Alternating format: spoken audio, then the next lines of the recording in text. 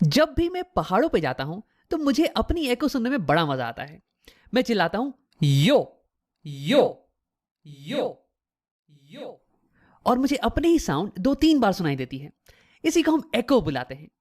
अब वैसे ही अगर मैं एक खाली रूम में जाऊं जहां पे कि कोई भी फर्नीचर नहीं हो, कोई भी कर्टेन या कारपेट वगैरह नहीं हो, और वहां पे अगर हम चिल्लाएं तो हमें कुछ ऐसी आवाज सुनाई देने वाली है। Testing testing 1 2 3 1 2 3। अगर एक खाली रूम में बोलो तो कुछ ऐसी आवाज आने वाली है। अब देखो, ये मुझे बिल्कुल ही पसंद नहीं है, क्योंकि इसके कारण मैं किसी और की आवाज को क्लियरली नहीं समझ पाता हूं। तो इसे हम बुलाते हैं रिवर्बरेशन। और इस वीडियो में हम ये देखने वाले हैं कि एको और रिवर्बरेशन ये क्या चीज होती हैं, ये कैसे जनरेट होती हैं, और कैसे हम इनके इफेक्ट को कम करें ताकि हम साउंड क्वालिटी को और इंप्रूव कर सकें। तो देखो, एको और रिवर्बरेशन का मेन कारण ये है ना कि साउंड ये रिफ्लेक्ट कर सकती है। Sound can reflect.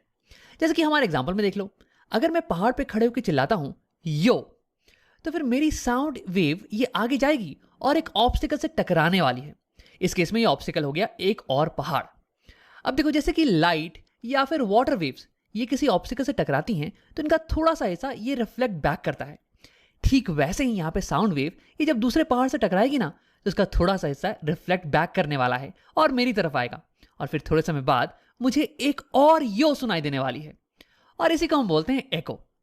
अब देखो, यही प्रोसेस कंटिन्यू होने वाला है और तुम्हें मल्टीपल एको सुनाई देने वाले हैं। लेकिन तुम्हें अंदाजा होगा कि जैसे साउंड ज्यादा डिस्टेंस कवर करती है वैसे ये कमजोर होती चली जाती है। यानी कि हर एक नई एको ये पिछली एको से कमजोर होने वाली है, ये थोड़ी सॉफ्ट होने वाली है। तो यानी कि 3-4 रिफ्लेक्शन के बाद यार तुम्हें एको सुनाई भी नहीं देगा। अब आओ इसी पूरी प्रोसेस को एक बार फिर से देखते हैं। यो यो यो यो। अब तुम्हें यह तो समझ में आ गया होगा कि एको क्या चीज है, लेकिन तुम्हारे दिमाग में एक सवाल उठ रहा होगा कि राम, एक रूम में एको क्यों नहीं जनरेट होती है?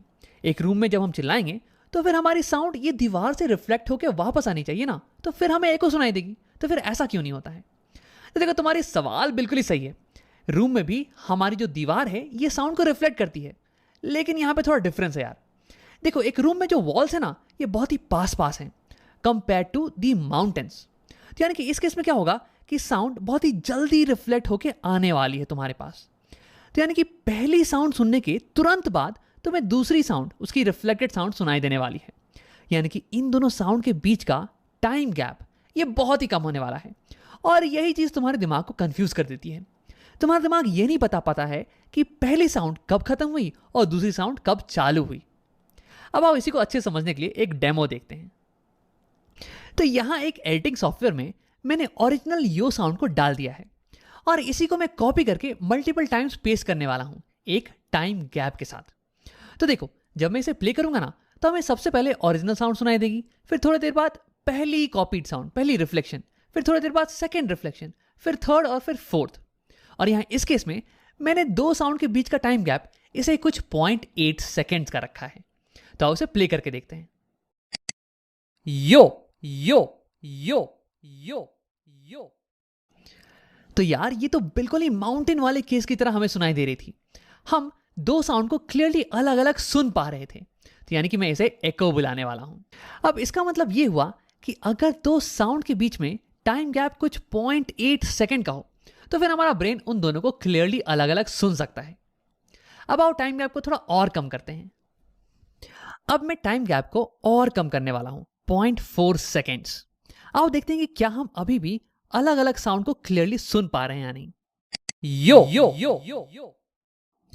तो यार, मैं तो अभी भी हर एक साउंड को क्लियरली सुन पा रहा हूं। अब एक बार और सुनो। यो यो यो यो यो। ओके, तो हम इसे भी एको बुलाने वाले हैं, और इसका मतलब ये हुआ कि अगर दो साउंड के बीच में 0.4 सेकेंड का भी टाइम गैप हो ना, तो भी हमारा ब्रेन उसे अलग अलग सुन सकता है। अब आओ टाइम गैप को थोड़ा और छोटा करते हैं। तो इस बार मैं टाइम गैप को 0.07 सेकेंड छोटा करने वाला हूं। अब मैं तुम्हें थोड़ा जूम करके दिखाता हूं। ये देखो, टाइम गैप इस बार 0.07 सेकेंड्स का है। अब आओ देखते हैं कि क्या इस बार हमें अलग अलग रिफ्लेक्शंस ये क्लियरली सुनाई दे पाते हैं या नहीं। यो। क्या तुम्हें हर एक रिफ्लेक्शन क्लियरली सुनाई दिया? एक बार और सुनो। आंखें बंद करना इस बार और क्लियरली सुनने की कोशिश करना। यो। यार, मुझे तो अलग अलग रिफ्लेक्शंस क्लियरली नहीं सुनाई दी। मुझे तो पता ही नहीं चला कि एक साउंड कब खत्म हुई और दूसरी साउंड कब चालू हुई, और इसलिए हम इसे एको नहीं बुलाने वाले हैं। एक बार और सुन के देख लो, यो। तो यानी कि इस केस में जो रिफ्लेक्टेड साउंड है ना, वो ओरिजिनल साउंड के इफेक्ट को लंबा खींच रही है। इसे हम बोलते हैं परसिस्टेंस ऑफ साउंड, यानी कि साउंड ये गूंज रही है। तो हमारे दिमाग में, हमारे कानों में साउंड की इफेक्ट ये परसिस्ट कर रही है, ये गूंज रही है। और जब भी सक्सेसिव रिफ्लेक्शन के कारण आवाज परसिस्ट करती है या गूंजती है, तो इसे हम रिवर्बरेशन बुलाते हैं।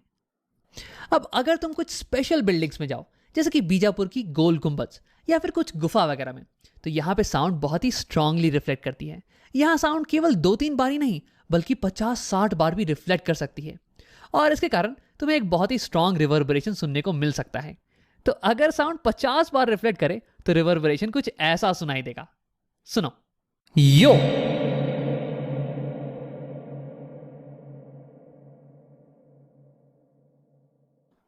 तो ठीक है, हमने ये देख लिया कि अगर तो सक्सेसिव रिफ्लेक्शन के बीच में टाइम गैप ज्यादा हो तो उसे हम एको बुलाते हैं, और अगर टाइम गैप कम हो तो उसे हम रिवर्बरेशन बुलाते हैं। लेकिन तुम ये सोच रहोगे कि यार एग्जैक्टली कितना टाइम गैप चाहिए एको और रिवर्बरेशन के लिए। तो फिर हमने कुछ एक्सपेरिमेंट्स किया और हमें यह पता चला कि अगर दो रिफ्लेक्शन के बीच में टाइम गैप ये 0.1 सेकेंड से ज्यादा हो, तो फिर हम उन दोनों रिफ्लेक्शंस को क्लियरली सुन पाएंगे और इसे हम एको बुलाते हैं। लेकिन अगर दो रिफ्लेक्शन के बीच में टाइम गैप ये 0.1 सेकेंड से कम हो जाए, तो फिर हमारा ब्रेन ये नहीं बता पाएगा कि एक रिफ्लेक्शन कब खत्म हुई और दूसरी कब स्टार्ट हुई, और इसे हम रिवर्बरेशन बुलाते हैं। और हाँ, अगर टाइम गैप एग्जैक्टली 0.1 सेकेंड हो जाए तो फिर कुछ भी हो सकता है, ये थोड़ा ग्रे एरिया है। अब एक आखिरी चीज, यार रिवर्बरेशन को कम कैसे किया जाए? क्योंकि देखो, रिवर्बरेशन के कारण तुम दूसरों की बातों को क्लियरली नहीं सुन सकते हो। जैसे कि मान लो कि अगर तुम्हें एक रूम में स्पीच देना हो और उस रूम में रिवर्बरेशन बहुत ही ज्यादा है, तो यानी कि लोग तुम्हारी बात को क्लियरली नहीं समझ पाएंगे, तो ये तो प्रॉब्लम है ना यार। तो देखो, रिवर्बरेशन को कम करने के लिए तुम रूम में कुछ साउंड अब्जॉर्बिंग मटेरियल्स को रख सकते हो। देखो, इससे होगा क्या ना कि ये मटेरियल्स तुम्हारी साउंड को अब्जॉर्ब कर लेंगे। तो साउंड अगर अब्जॉर्ब हो गई तो यानी कि कम साउंड रिफ्लेक्ट होने वाली है, और अगर कम साउंड रिफ्लेक्ट होगी तो यानी कि रिवर्बरेशन भी कम होने वाला है। तो साउंड अब्जॉर्बिंग मटेरियल के लिए कुछ तुम सोफा लगा सकते हो, या फिर खिड़की को खुला रख सकते हो, या फिर कारपेट वगैरह बिछा दो। इनफैक्ट अगर रूम में ज्यादा लोग हैं ना, तो वो भी साउंड को अब्जॉर्ब करने वाले हैं। ये सारी चीजें साउंड को अब्जॉर्ब करती हैं और रिवर्बरेशन को कम करती हैं। अब हम वीडियो को यहीं पे समराइज करते हैं। इस वीडियो में हमने देखा कि अगर ओरिजिनल साउंड और रिफ्लेक्टेड साउंड के बीच का टाइम गैप ये 0.1 सेकेंड से ज्यादा का हो तो हमें एको सुनाई देती है, और अगर यही टाइम गैप ये 0.1 सेकेंड से कम का हो जाए तो फिर हमारा ब्रेन ओरिजिनल साउंड और रिफ्लेक्टेड साउंड के बीच में डिफरेंस को नहीं समझ पाएगा और हमें रिवर्बरेशन सुनाई देगी। और देखो, ज्यादा रिवर्बरेशन ये थोड़ी अननोइंग हो जाती है, तो इसे कम करने के लिए हम साउंड अब्जॉर्बिंग मटेरियल्स का इस्तेमाल कर सकते हैं।